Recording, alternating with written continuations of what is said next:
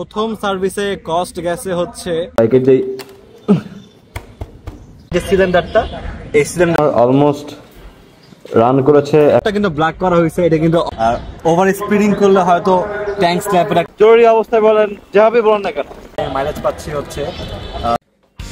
কেমন লাগলো আমার এই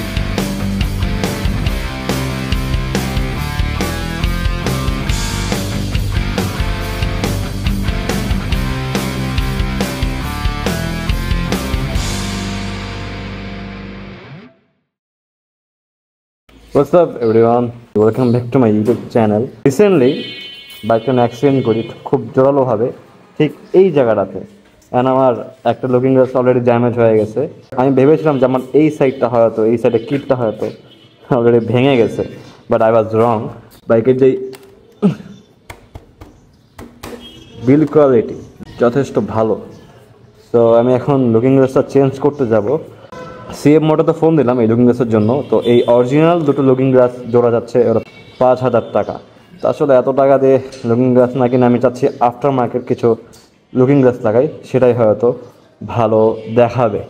বাইকটা আমার অলমোস্ট রান করেছে 1000 কিলোর মতো, সামথিং 902 কিলো। নাকি একটু বাইকের সাউন্ডটা শোনাই কেমন হবে। ওকে,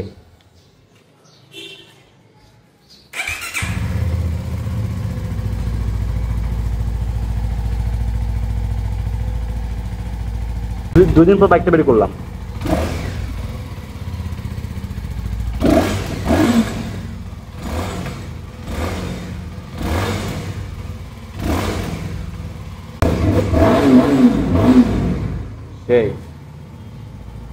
আমার কয়েকদিন আগেই গোপ্রো ক্যামেরা নষ্ট হয়ে গেছে, তো এর জন্য আজকে আমি ফোন দিয়ে ভিডিও মেক করছি।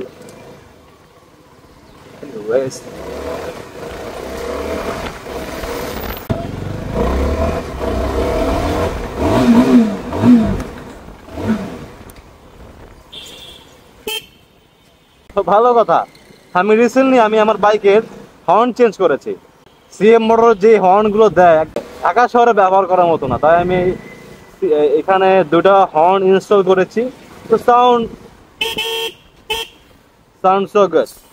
আপনারা আবার ভুলেও এইসব বাইকে পপ আপ হর্ন লাগাতে যায় না, সমস্যা হবে। আই গেস এই দেখো মামা, কোন দিয়ে কই আহো তুমি। অবস্থা, রিক্সাওয়ালাদের জন্য আসলে বাইক চালানো যায় না।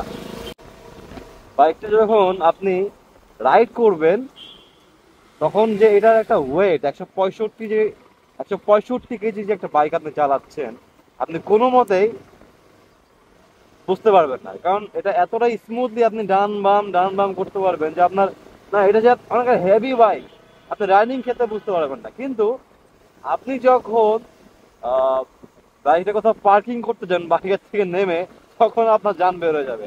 ভাইব্রেশন ইস্যু নিয়ে আপনি কেমন ফেস করছেন। ভাইব্রেশনের এটা ইস্যুটা কি জানেন, আমি আপনাকে একটু খোলাসাভাবে বলি। যখন এই যে দেখতে পাচ্ছেন আমার বাইকটা এখন 4 গিয়ারে আছে, মাত্র 34 বা 35 কিলোমিটার গতিতে। আমি যখন এটা 6 গিয়ার করবো না, এই দেখেন, তখন কিন্তু বাইক দেখছেন ভাইব্রেট করা শুরু করছে। তো আপনি হাই গিয়ারে কেন লোয়ার স্পিডে চালাবেন? যদি ভাইব্রেশন ইস্যু না পেতে চান, তাহলে যেই গিয়ারটা এক্সাক্ট পরিমাণে আপনাকে গতি তুলতে সক্ষম বা হেল্প করবে, সেই গিয়ারে আপনি বাইকটা চালান, তাহলে ভাইব্রেশনটা করবে না।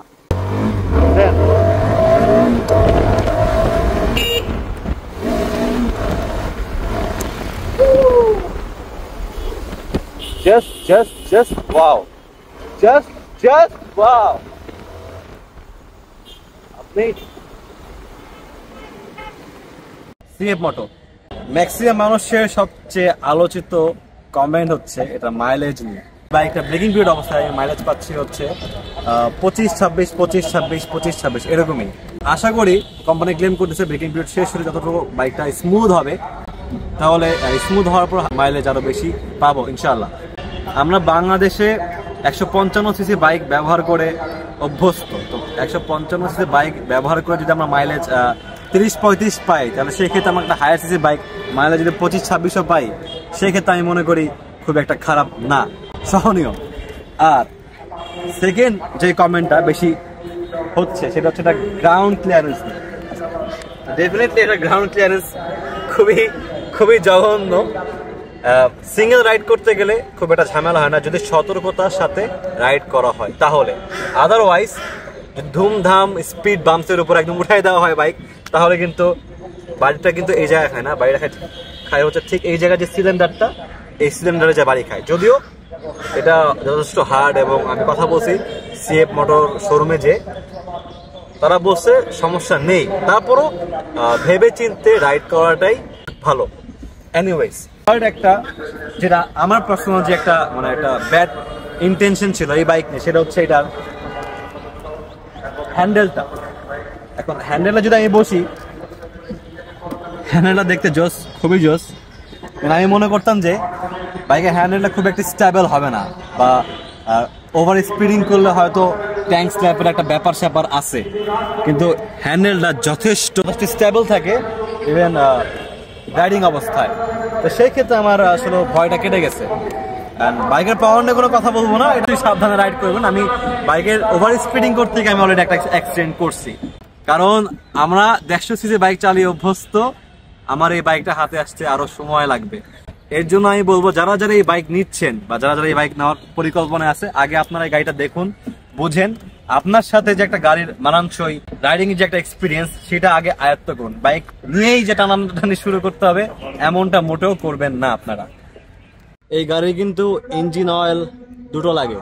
প্রাথমিক অবস্থায় আমি লিকুমলে ইউজ করছি, দুটো লাগে। তো সেই ক্ষেত্রে আমার প্রথম সার্ভিসে কস্ট গেছে হচ্ছে 1300 টাকা, আর আপনার মোবিল ফিল্টার 300 টাকা, 1600 টাকা। তো প্রথম সার্ভিসিং আমার এই বাইক নিয়ে কস্ট গেছে হচ্ছে 1600 টাকার মতো। আপনারাই কমেন্ট করে বলেন আসলে কেমন। এটা কিন্তু ব্ল্যাক করা হয়েছে, এটা কিন্তু অরিজিনাল ভাইজরই উপর দিয়ে ব্ল্যাক পলি করা হয়েছে। বাইকের মডিফাই করার মধ্যে কিছু নাই, বাইক দেখতে এমনি সুন্দর। হিটিং ইস্যু নিয়ে, এটার কি আসলে এক্স্যাক্টলি হিটিং ইস্যু আছে কি না, আমি যখন রাইডিং করি একটু কাছ থেকে এসে দেখাই। এটা হচ্ছে আমার হিটিং এর ইন্ডিকেটরটা। তো আমি যখন জ্যাম রাস্তায় গাড়িটা চালাই তখন কিন্তু আমার এই দাগটা এই 2 থেকে 3 উঠে, আর 3 উঠে গেলে তখন আমার যে ফ্যানটা অন হয়ে যায়, আর ফ্যান অন হলে এর চেয়ে বেশি উঠে না। পুরান ঢাকা থেকে রাইড করে আসতাম এই জ্যামের ভিতরে, তো রাইড করার পরও ইঞ্জিনের যে হিটটা আমি এখনো হাতটা রাখতে পারছি, তার মানে হিটিংটা বেশি একটা হয় না বাইকের।